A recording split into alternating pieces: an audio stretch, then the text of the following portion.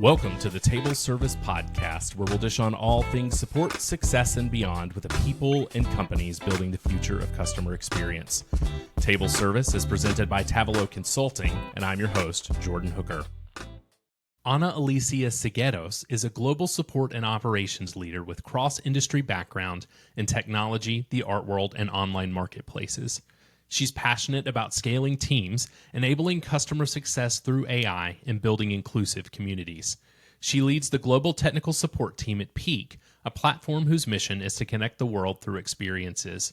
Before joining the tech sector, Ana-Alicia built her career in the art world, working across online marketplaces and museums, bringing a creative and empathetic lens to customer experience. She's a dedicated champion of community building, serving as a founding member of Peak's Women's ERG, and actively contributing to Georgetown University's alumni leadership. Ana-Alicia blends operational excellence with a people-first philosophy to drive meaningful and measurable impact. Ana-Alicia, welcome to the table. Jordan, thank you so much for having me today. It's such a pleasure to speak with you today. Yeah, absolutely. Thanks for joining us. Really excited for our discussion. Before we hop into that, let's just take a few minutes for our listeners who may not be familiar with you to hear a little bit more about you. Let's hear the story. Absolutely. Well, you gave a wonderful introduction.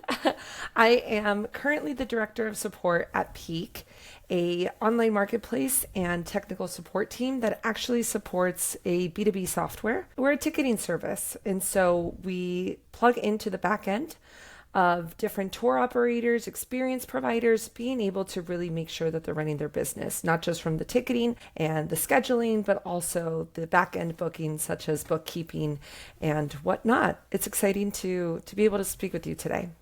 Thank you so much for sharing that. So our primary topic today is around BPOs. We'll have a few other lenses that we'll view this through, but really excited to talk about that as we have not really covered that much in this season. So the decision to outsource is kind of scary, I think, for a lot of folks. The thought of the worry of losing control or not really having an idea and full visibility into what's going on, making sure you choose the right partner. So let's start with this. How do you make the case for outsourcing to a BPO? Maybe first to yourself as a support leader, but then also to make a business case to your leadership team that it is time to make a decision like that. Jordan, what a good question. BPOs, like you said, can be scary. I have to say it's almost considered a taboo word, right? Mm-hmm. People don't necessarily want to hear it. People are scared of what could be the potential outcome. And I know that for me, it is something that sometimes my mind wanders to the worst case scenario. And then that is something that my leadership team would see, the team would see. But we know that BPOs can really raise skepticism for teams, not to mention for customers as well. Sure. The element of it is that it can be costly. However, it's changing right before our eyes. And I think, Jordan, you've had people talk about BPOs. It's tough to come to the decision of needing to make a change. Mm-hmm. For us in particular at Peak, seasonality was really a major factor.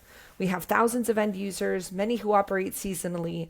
We have holiday light show tour operators who aren't necessarily hosting their light shows in the middle of the summer, or perhaps a haunted house operator isn't running it in the middle of February. But a BPO really allowed us to flex demand without overcommitting internally. I think I first knew it was time that we needed to have a BPO when we had exhausted other scaling strategies. I had tested a follow the sun shift model. I had expanded our talent pool geographically. But at the end of the day, because we have over 70% first touch ticket resolution, BPO was great to be able to flex during our quote unquote busy months. I think a lot of support leaders can relate to having ebbs and flows in their seasonality. Absolutely. And because of that, a BPO was really the right choice for us at the time. Mm-hmm. So when thinking about that conversation, how you start that conversation with your leadership team, what do you think is the most important thing? I think we all know that first impressions on these types of conversations typically drive outcomes for whether or not that is successful. So what do you think is the first step in that process of making that business case? When describing to leadership the need for a different solution, such as a BPO, I really think it's having the confidence in your decision as a support leader, right? It's being able to kind of lay out the steps of how it is going to be able to happen. Presumably, you've already had success in being able to onboard team members and being able to perhaps even work with an EOR, an employer of record, to expand the geographic talent pool. But now with a BPO, you're going to be able to implement some of those same changes. For us, it was really wonderful to be able to make a case for it when I highlighted how many of our tickets are really just solved with a first touch resolution, first touch. Sure. A lot of our tickets are low discretion, very predictable, very repetitive. And because of that, it was a great opportunity for us to be able to scale the team while we're also making sure that the tickets are going to be handled in a positive way, in a good way, and still not losing that human touch or that ability to still maintain the conversation. Sure. Now, before we started recording, you had mentioned a particular topic around this that you were interested in digging into a little more, which is particularly BPOs versus AI. The things that you have just mentioned are often the things that AI technology companies are coming to us as support leaders and saying, hey, my tool, my AI agent can solve your problem. You know, these first touch tickets that you can knock out in one touch, super repetitive, we can solve it. How do you think you make a distinction as a support leader between the decision to go either to a BPO or to some type of AI solution, or perhaps a mix of both?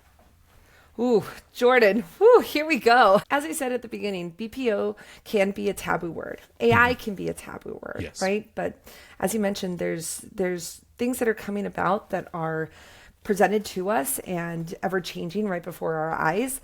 I really do think that a team structure sets up the foundation for the culture that you create as a leader. Having a BPO is going to be beneficial in one case. Having AI for your team is going to be beneficial in other cases. But what I really think is the key is knowing which one to lean on and when, as well as how to position with your customers or the end users. But at the end of the day, I really do think, and this is what Peak employs, having the most effective strategy today can truly involve both. Absolutely. I think that that's one of the things that I think I've struggled with as I think about what pieces that a human agent should handle, could handle versus some AI solution. Tying all that in, though, we talk about how this topic, both of these can be kind of a taboo word in the support world. Thinking about our teams now, how do you go to your team and start to have a conversation around the fact that, hey, we're going to start employing a BPO to help us with this, or we're going to start employing AI to help us with these pieces? I know for a lot of team members that will bring up some anxiety around, well, is this just going to replace my job, or is this going to help me do my job better? How do you think we should go about starting those conversations with teams to help them partner with us in that instead of being scared of what that could mean for them? That is so true. It's something that has to be intentional. I have had success with it as well as failures. And I think many of us are going to be able to relate. There's decisions that are often made that have reasoning that need to be taken one step further when explaining to your team, right? In many cases, and the type of leader that I like to have is being able to be transparent with the team. Being able to involve individuals as it comes to the testing process of AI was really instrumental in getting the buy-in from individuals. We were able to tweak, refine it, make it even better based on the use cases that the team was able to provide. Now, when it comes to a BPO, it's a little bit more difficult, right? Because these are individuals on the other side of a screen who aren't necessarily going to go through a trial and period like AI would, or a testing period. So it was much more involvement with my frontline managers, being able to involve them in the process as we went through RFPs, being able to actually vet the agents ourselves, being able to see how is it that they would fit, as well as how they would be trained. one of my individual managers was actually able to take on kind of more of the onboarding process.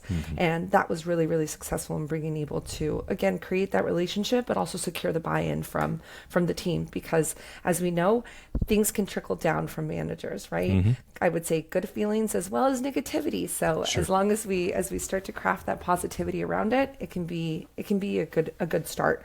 But Jordan, you did allude to kind of how scary it can be, right? When individuals say, this might take over my job, this is going to lessen my opportunity for growth.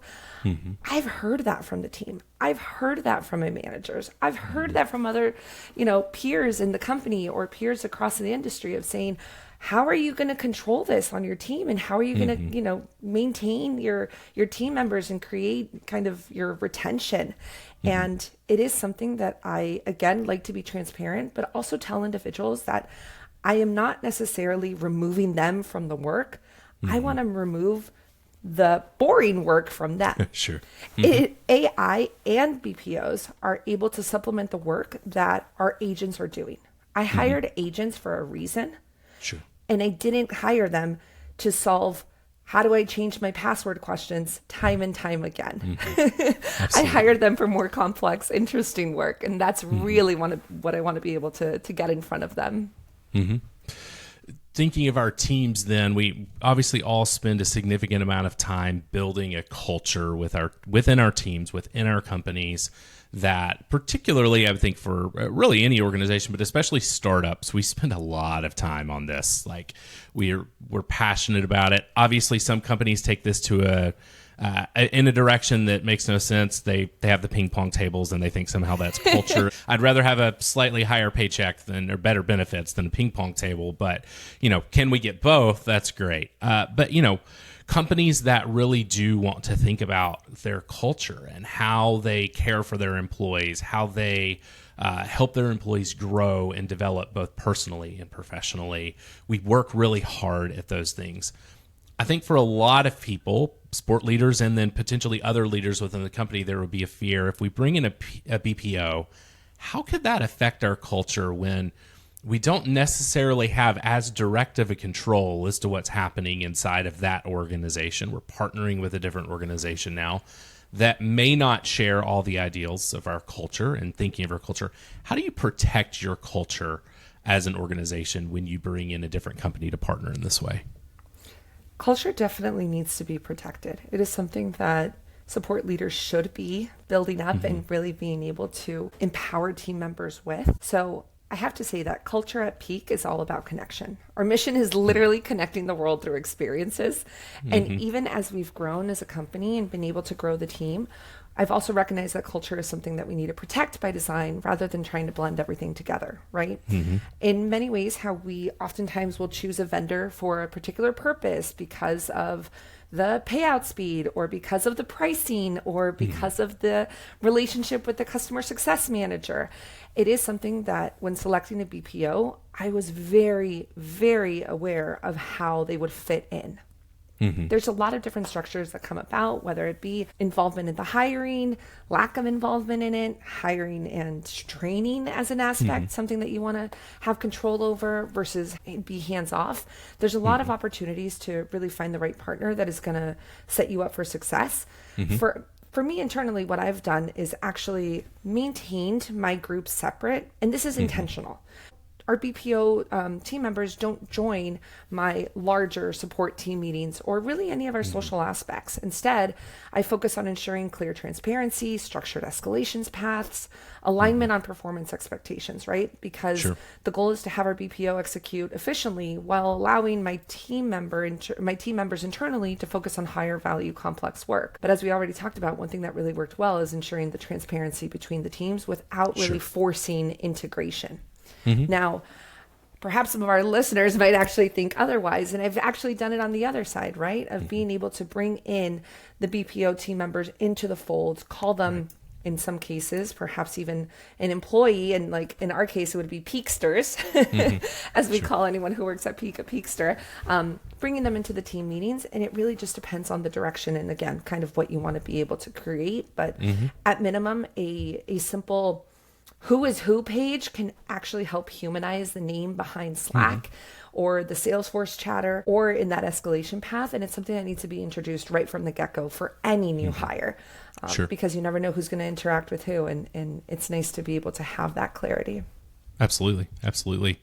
Now, let's say we've gotten to the point where we know this is the next step. We've got sign off from our leadership team that we should begin to investigate these possibilities and what could be out there. How do you go about choosing a BPO to bring in to your organization? Oof, what a good question. And there could certainly be a whole conversation on this. I have to say that it can be very similar to hiring an employee, right? Hiring an individual. There definitely should be a lengthy process in selecting.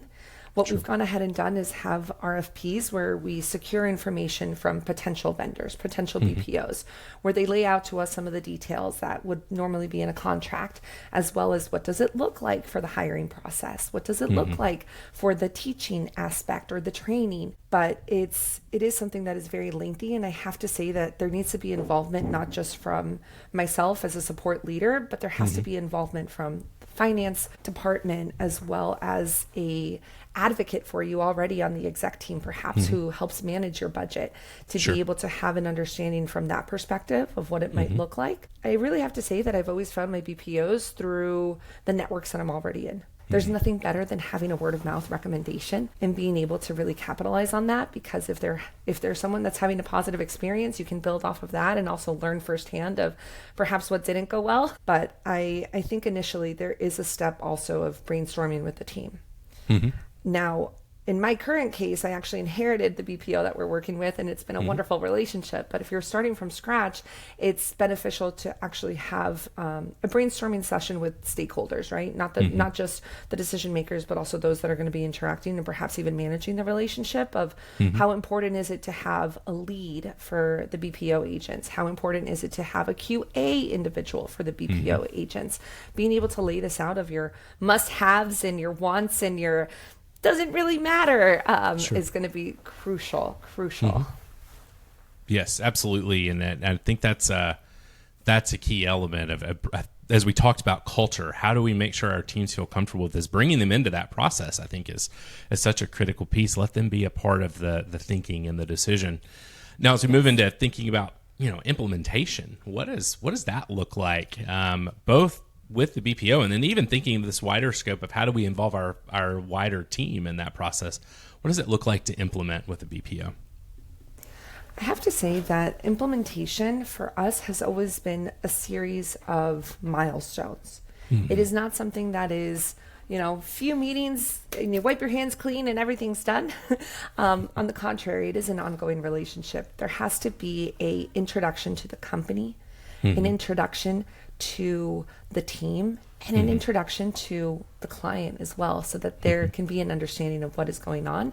Now, depending on what the BPO is going to be handling, implementation is going to look very different, right? I've had some BPOs just do more administrative work, very low discretion, kind of behind the scenes to make sure that things are running smoothly. That's going to look very different than having a BPO that is going to be handling phone calls, even in my offline hours, right? Just being able to extend our support hours. So it's something that needs to be tailored to the BPO. But there's always a component of being able to have that managerial involvement, that lead involvement, of being able to kind of showcase and repurpose some of the materials that have already been shared when onboarding a new hire, and just adapting it to kind of take it one level more personalized to a BPO. But I think the biggest thing with implementing a BPO is kind of setting the parameters right off bat of when to contact you as a employer, quote unquote, or kind of as the manager overseeing, and what do you want to be notified for, as well as just making sure that there's a regular cadence for check-ins. I think that is good to set that expectation right off the bat.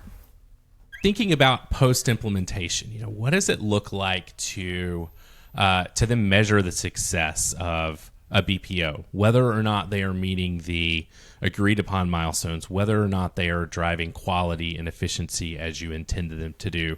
And then as they are doing that, how do you help build on that? What are the steps a company should take to address those things? Measuring success with a BPO has to be clearly defined right from the get-go, right? In the same way that we set OKRs as a company, we have KPIs for our team, perhaps we even bonus our support agents on quality or CSAT or items per day, per hour, per month. It's something that I also have translated for the BPO as well, making sure that they have those achievable goals, but then also visibility into it along the way. I think one of the biggest adjustments that I had when thinking about measuring success for a BPO was realizing that BPO teams tend to operate with a lower level of autonomy. We quickly realized that I needed more defined workflows, more SLAs, clearly defined escalation paths to be successful. Once we put that in place, it really improved efficiency and clarity for everyone, and ultimately made their work even better, I would say.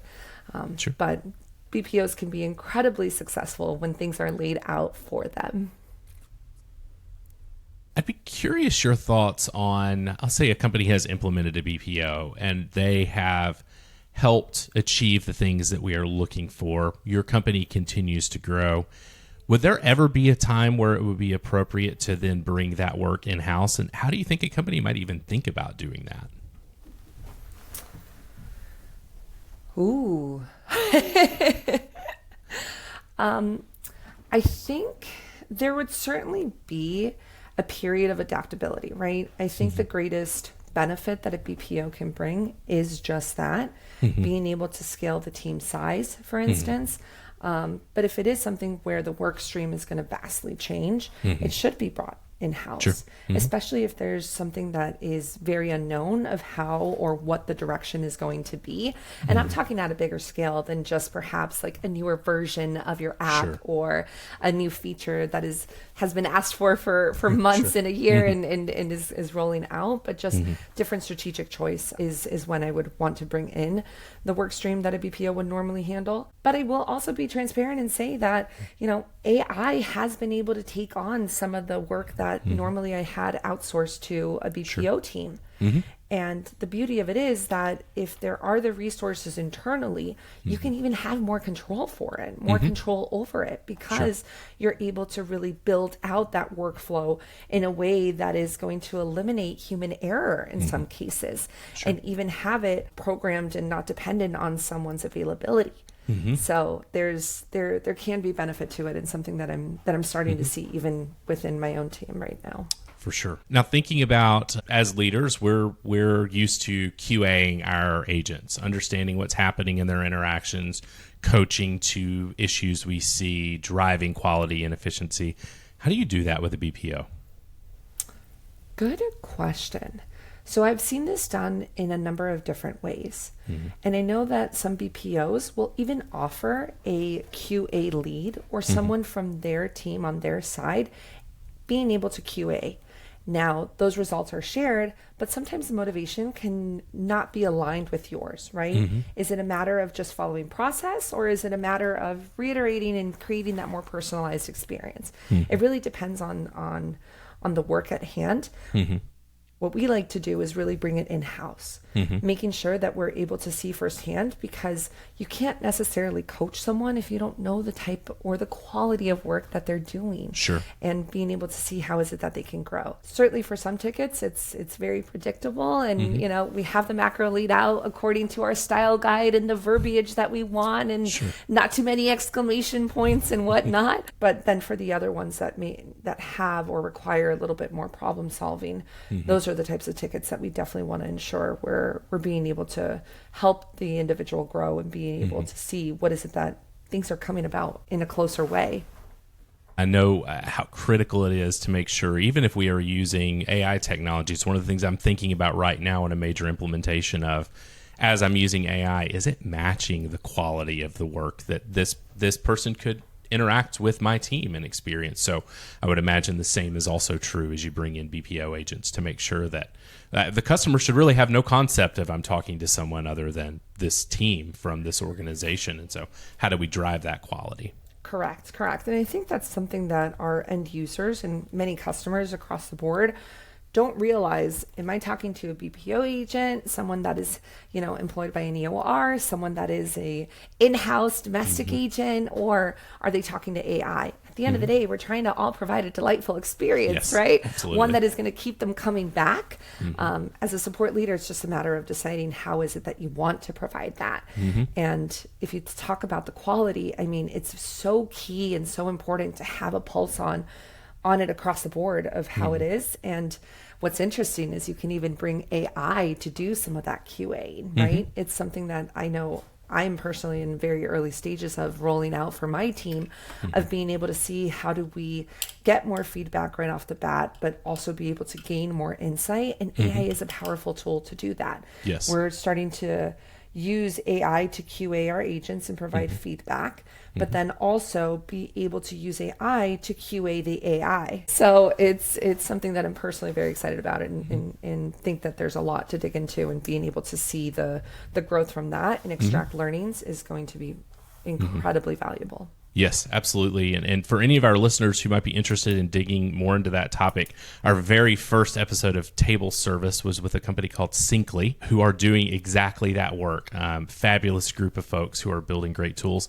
And even this week, Intercom announced their new CX sentiment tool that is built into their solution, which I know everybody is talking about this week, creating those tools. So I'm very excited as well for what it looks like to use AI to help us drive more quality with less lift individually. As a manager with a small team and a lot to do, I can use all the help I can get. So last question here, what advice would you give to someone who's really starting early on this journey? They're just beginning this, they're thinking about this. What advice would you give to them? I would say, as a support leader, you need to be intentional from day one about how you structure your teams. It can be really tempting to treat outsourcing as just an extra set of hands, or AI as your first line of defense that we'll figure out soon. But in reality, if I could go back, I would remind myself that outsourcing isn't simply about adding more headcount or blending teams. It's all about aligning them. And with AI, I would say there's no need to rush it, because it will be there. And you can improve. It doesn't need to be perfect on day one. You just need to be intentional about it. I would also want to define what success looks like, establish those clear boundaries across teams, and make sure that both sides have tools to succeed, because that's really what makes scaling sustainable, whether it is with a BPO or with AI. Yes, absolutely. Well, thanks for walking us through this. I think this conversation's been incredibly valuable, particularly for folks, as we just talked about, starting on that journey of considering, is it time for us to take this type of a step? But as we wrap up this conversation, any other closing thoughts you'd like to share with our listeners about this topic, or anything else that's on your mind? Jordan, this is such an exciting time for the CX world, especially for the travel and hospitality industry, of where peak is.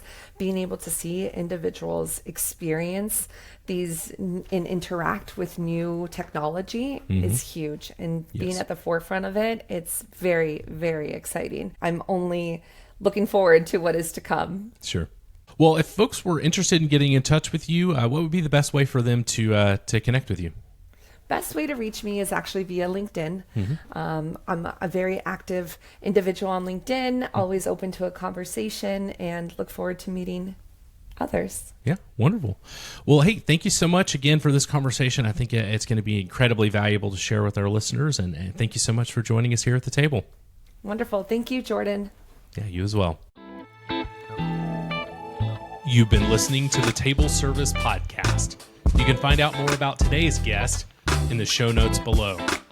The Table Service Podcast is presented by Tavolo Consulting, hosted by Jordan Hooker, music by Epidemic Sound.